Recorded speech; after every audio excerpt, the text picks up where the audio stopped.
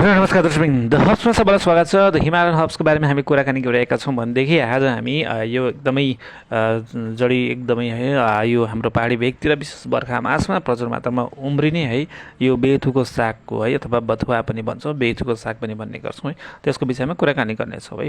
यदि तपाईँलाई केही हिँड्दाखेरि खुट्टाहरू नाडीहरू गल्ने थाक्ने खालको समस्या छ भनेदेखि, तपाईँलाई क्याल्सियमको कमी भएर जोड्तीहरू जोइन्ट्सहरू दुख्ने समस्याहरू छ भने, हड्डी दुख्ने समस्या छ भनेदेखि तपाईँले बेथुको साग खानुहोस्। यसमा प्रचुर मात्रामा क्याल्सियम पाइन्छ है, र क्याल्सियम ज्यादा भएको हुनाले तपाईँको क्याल्सियमको कमीलाई पुरा गर्ने गर्दछ र यसमा पानीको मात्रा र फाइबर हाई फाइबर भएको कारणले गर्दाखेरि तपाईँले पेटको समस्या पनि यसले धेरै नै आराम दिनेछ।